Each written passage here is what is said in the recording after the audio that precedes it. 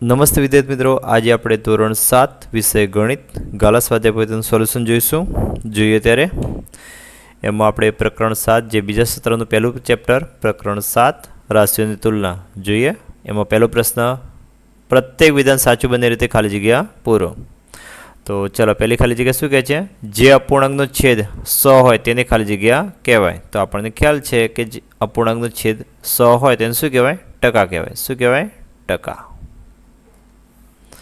હવે 13% અપૂર્ણાંકમાં ખાલી જગ્યા લખાય. બરાબર, 13% અપૂર્ણાંકમાં ખાલી જગ્યા લખાય. તો અહીંયા પાછળ શું લાગેલું છે? ટકા. તો આ ટકાનું ચિહ્ન આપણે કાઢી નાખીએ તો શું લખાય? 13/100. બરાબર, તો અહીંયા શું લખાશે? 13/100. હવે 1/2 એટલે ખાલી જગ્યા ટકા. હવે આ 1/2 એ શું છે? અપૂર્ણાંક સ્વરૂપ છે. શું છે? અપૂર્ણાંક. બરાબર, હવે એના ટકા શોધે શું કરવાનું? ગુણ્યા 100. બરાબર, અપૂર્ણાંકને આપણે 100 વડે ગુણીએ એટલે શું મળશે? ટકા મળશે. તો ચલો, અહીંયા 1/2 ગુણ્યા 100. 50 × 100. 50 × 50 એટલે અહીંયા શું આવશે? 50%. 3/4 એટલે ખાલી જગ્યા ટકા. સેમ ઉપરના જેવો છે, અપૂર્ણાંક સ્વરૂપ આપેલું છે, આપણે ટકા શોધવા છે. શું કરશું? ગુણ્યા 100 કરી દેવાના.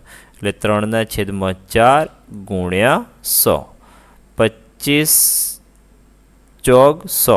ઓકે, 25 ચોક 100 એટલે 25 × 75%. બરાબર, તો આ જ પ્રમાણે હવે 200 ગુણમાંથી 80 ગુણ મેળવ્યા તો ખાલી જગ્યા ટકા ગુણ મેળવ્યા કહેવાય. ટોટલ ગુણ કેટલા છે? 200. હવે એમાંથી મેળવેલા કેટલા? 80. બરાબર, તો કેટલા ટકા ગુણ મેળવ્યા? આપણે શોધવાના ટકા છે. તો શું કરવાનું? અપૂર્ણાંક છે એને 100 વડે ગુણી દઈશું. જો અપૂર્ણાંક સ્વરૂપ આપણને દેખાય તો એને આપણે 100 વડે ગુણ દઈશું તો શું મળશે? ટકા.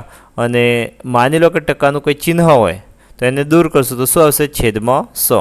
એટલે યાદ રાખવાનું, જો ગુણ્યા 100 હોય તો ટકા મળશે અને ભાગ્યા 100 હોય તો ટકા નીકળી જશે. બરાબર, તો આ બે મીંડા ગયા. બરાબર, 40 × 80 અને 40 × 40 એટલે કેટલા આવશે? 40%. ઓકે, ચલો નેક્સ્ટ. ચોરસનો ચોથો ભાગ એટલે ખાલી જગ્યા ટકા. તો આપણને ખ્યાલ છે ચોરસ હોય કે કોઈ પણ આકૃતિ હોય, ચોથો ભાગ એટલે શું? 25%. જો ચોથો ભાગ એટલે કે 1/4 અને એના ટકા એટલે કે ગુણ્યા 100. 25 ચોક 100 એટલે કેટલા? 25% થાય. કેટલા? 25%.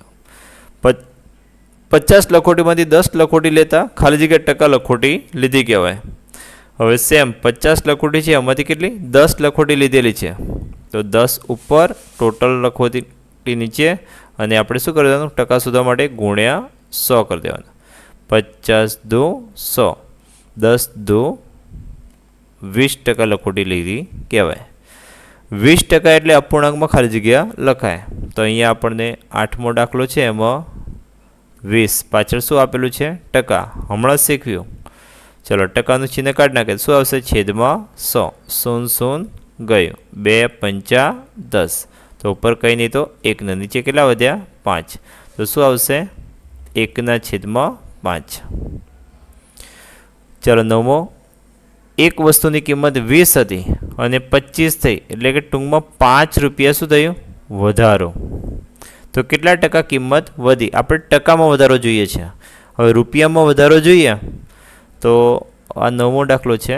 રૂપિયા કેટલા વધ્યા? 5 વધ્યા. કેટલા રૂપિયામાંથી? 20 રૂપિયાની વસ્તુ હતી અને 5 વધ્યા એટલે છેદમાં શું આવશે? મૂળ કિંમત એટલે કે 20 રૂપિયા. હવે અપૂર્ણાંક સ્વરૂપ મળી ગયું. હવે એના ટકા શોધવા શું કરવાનું? ગુણ્યા 100. 20 × 100. બરાબર, અને 5 × 5 = 25%. કેટલા આવશે? 25% કિંમત વધી કહેવાય. 0.6 ને ટકામાં ખાલી જગ્યા લખાય. હવે 10મો દાખલો છે, દશાંશ પોઈન્ટવાળો. બરાબર, તો દશાંશ પોઈન્ટને સૌથી પહેલાં દૂર કરો તો શું આવશે? 6/10. બરાબર, પોઈન્ટ પછી આપણને 1 અંક આપેલો હોય તો છેદમાં 10 મૂકવાના. પોઈન્ટ પછી 2 અંક આપે તો આપણે છેદમાં 100 મૂકવાના. આ વસ્તુ યાદ રાખવાનું. બરાબર, હવે ટકા શોધવા છે એટલે ગુણ્યા 100. 0 ગયું અને 6 × 60. બરાબર, તો કેટલા લખાશે? 60 લખાશે. બરાબર, 60%. 35% પ્લસ ખાલી જગ્યા બરાબર 100%. હવે 35%માં કેટલા ટકા ઉમેરો તો 100% થાય? તો શું કરવાનું? જો ન આવડે તો 100%માંથી 35% બાદ કરી દેવાનું. જો ડાયરેક્ટ આવડતા હોય તો લખી દેવાના 65% લખી દો. બરાબર કે 35% પ્લસ 65% એટલે કેટલા થશે? 100%. ઓકે, ચલો નેક્સ્ટ આગળ વધીએ. 60 વિદ્યાર્થીઓના વર્ગમાં 12 વિદ્યાર્થીઓ પાસે સાયકલ છે, તો ખાલી જગ્યા ટકા વિદ્યાર્થીઓ પાસે સાયકલ છે. હવે આપણને 12 વિદ્યાર્થીઓ પાસે સાયકલ છે ને અહીંયા ખાલી જગ્યા ટકા વિદ્યાર્થીઓ પાસે સાયકલ છે એવું પૂછેલું છે. તો આપણે ટકામાં ફેરવવા માટે શું કરવાનું? તો 12 વિદ્યાર્થીઓ પાસે સાયકલ છે, ગણતરી અહીંયા આ પ્રમાણે કરીશું. ચલો, 12 વિદ્યાર્થીઓ પાસે સાયકલ છે, કેટલામાંથી? 60માંથી. હવે આપણને દેખાય છે શું? અપૂર્ણાંક સ્વરૂપ અને ટકા શોધવાના કીધા છે, તો ગુણ્યા શું કરી દેવાનું? 100. ચલો, 0 ગયું, 6 દુ 12 અને 2 દાન 20% જવાબ આવે. કેટલો આવે? 20%.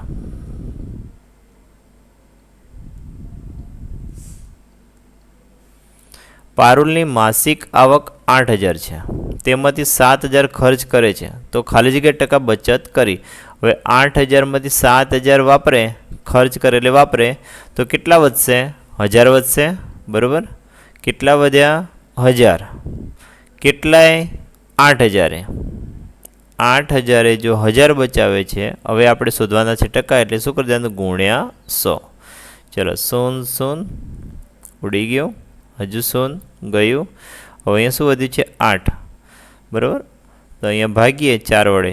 4 દુના 8 અને 25 જોગ 100, એટલે ઉપર વધશે 25 અને નીચે વધે 2, અને 25 ભાગ્યા 2 એટલે શું કહેવાય? 12.5% જવાબ આવે. કેટલો આવે? 12.5%. કાં તો તમે ડાયરેક્ટ 25/2 પણ લખી શકાય. બરાબર, અને આના લખો તો શું લખવાનું? 12.5%. ઓકે, ચલો એના પછી નેક્સ્ટ. 40%ની અપૂર્ણાંકમાં અતિ સંક્ષિપ્ત સ્વરૂપમાં ખાલી જગ્યા લખાય. હવે સેમ એ જ વસ્તુ આપેલું છે. શું આપેલું છે? ટકાવાળું વસ્તુ આપેલું છે, એટલે કે ટકાવાળી રકમ છે ને અતિ સંક્ષિપ્ત સ્વરૂપ શોધવું છે, તો શું કરવાનું? ટકા દૂર કરવાના. તો ચલો, 14મો દાખલો છે. 40 એમના એમ અને ટકાને દૂર કરેલું છેદમાં શું આવશે? 100. 0 ગયા, બંનેને 2 વડે ભાગીએ, ઉપર 2 વડે ભાગીએ એટલે 2 અને નીચે 2 વડે ભાગીએ એટલે 5. તો શું આવશે? તો અતિ સંક્ષિપ્ત સ્વરૂપમાં 2/5 રીતે લખાય. જો વસ્તુની પડતર કિંમત એ વેચાણ કિંમત કરતાં ઓછી હોય તો ખાલી જગ્યા થાય. યાદ રાખો, પડતર કિંમત એટલે આપણા ઘરે જે કિંમતે વસ્તુ ઘરે આવે છે એને પડતર કિંમત કહેવાય. એ વેચાણ કિંમત કરતાં ઓછી હોય. અને યાદ રાખો, એક બીજી વસ્તુ કહી દઉં, વેચાણ કિંમત વધારે તો નફો, વેચાણ કિંમત ઓછી તો ખોટ. હવે આ પડતર કિંમત એ વેચાણ કિંમત કરતાં ઓછી છે, એટલે વધારે કોણ થયું? વેચાણ કિંમત વધારે થઈ, અને વેચાણ કિંમત વધારે હોય તો શું થાય? નફો. ક્લિયર? સમજાય છે? ઓકે, ચાલો એવી જ રીતે જો 16મો દાખલો. જો વસ્તુની પડતર કિંમત એ વેચાણ કિંમત કરતાં વધારે છે, હવે વધારે કોણ છે? પડતર કિંમત. કોના કરતાં? વેચાણ કિંમત કરતાં વધારે છે, અને વેચાણ કિંમતો કરતાં વધારે હોય તો શું થાય? ખોટ જાય. બરાબર, તો અહીંયા સાથે આપણો પહેલો પ્રશ્ન પૂરો થાય છે, અને નવો પ્રશ્ન આપણે નવા વિડીયોમાં જોઈશું. ત્યાં સુધી આવજો. ઓકે.